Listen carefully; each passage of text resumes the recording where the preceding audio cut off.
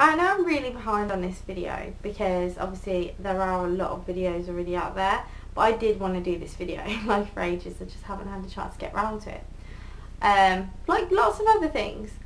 But anyway, this video is about the Naked Palette 2, if I put it the right way around. Someone just banged a door. Anyway, I love this palette. I do. I'm not even gonna lie. I do love this palette. And obviously, everyone loves the original Urban Decay palette. Everyone loves it. It's amazing, this Naked palette. And see, I never get left alone. Mine's so old that I have the double-ended pen, obviously, as you've seen in the previous video. And I think that's a good idea because obviously it gives you the opportunity to test out their other products other than their eyeshadows when you're buying a palette. And it actually did encourage me to buy their 24/7 liners because they are really, really good. The Urban Decay Naked Palette 2 is more of a cool toned, as you've all probably heard. It's a more of a cool tone palette. This is the more warmer tone palette. The design of the new palette is really nice. It's really sturdy, metal casing. It does have a plastic bit here, which I don't know if that could, that bit there, I don't know whether that could snap if you're using it continuously, or I mean, I don't know. It seems really solid, but it's plastic, so there you go. With this palette you get a much bigger mirror than the old palette.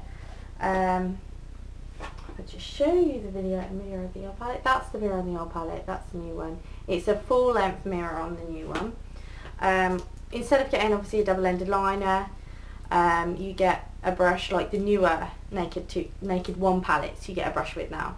This one's a double-ended brush. I haven't actually used it yet, but it does feel really, really soft. This palette's the same price as this palette. These are both £36 I believe in House of Fraser in the UK and Debenhams. And so it's really nice, and you know, usually when a newer product comes out it tends to be more expensive, but nicely they've made it the same price as this one, which means obviously you do get the option of warm or cool toned. I was actually really excited about this palette because I prefer cooler toned colours. I think they look nicer on my skin, and I think that for me they're more wearable, so I was really excited about this palette. And even though like at first glance it doesn't look as if there's a huge difference in the colours, when you actually look at them properly and close up, you will tell that the original palette is a lot warmer. There are like a couple of colours that are similar. I like the fact that the new palette has a matte black, a completely matte black, which is always a good thing.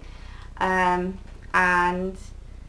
there are a lot more matte colours in it actually. Doesn't seem to be, I think there's two eyeshadows, YDK and, which is that one, and Chopper, which is that one. They're the two that are the ones with glitter in, but as for the rest of them, they're either just shimmer or matte, which is really nice because obviously chunks of glitter, there's a lot of people that don't like huge chunks of glitter. As you can tell that I have used the original palette so much to the point of reaching pan on this. And I bought another one because there's no point, because the new Book of Shadows 4 has Sin in it, and that was my favourite colour. As you can tell, I've used the hell out of it. So there's no point in me buying another one, and I'm kind of good that they've stopped putting the double-ended liner in. Again, packaging wise, I do prefer the first palette. I think it's more sleeker. I like how it closes. It's really good quality packaging. Just snapshots. I feel like with the second palette there's more of a it's more clunky and it doesn't always line up right. You kind of have to work with it a little bit to line it up properly. But I do think this would be better for travelling because it's a bit more kind of shock-proof, I suppose. I feel like this one would get ruined possibly more than this one, perhaps. I don't know.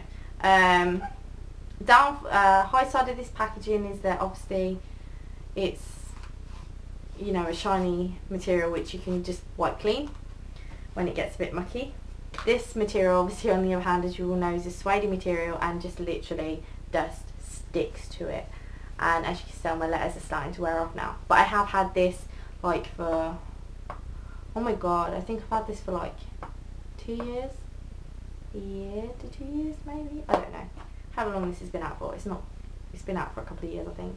But anyway, I've had it for a really, really long time, and the fact that I've only just hit pan on 2 of the products in it, I think it's really good value for money. So like I say, you're getting full size shadows and it's £36.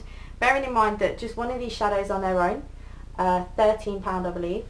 So £13 and you're getting 12 for 36.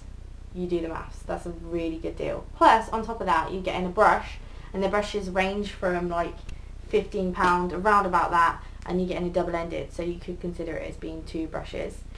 And then on top of that you get a lip gloss as well.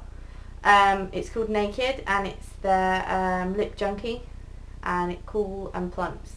This lip gloss is really bizarre. It's kind of like, I really love it. I use it a lot because I really like it. It's kind of like fruit menthol.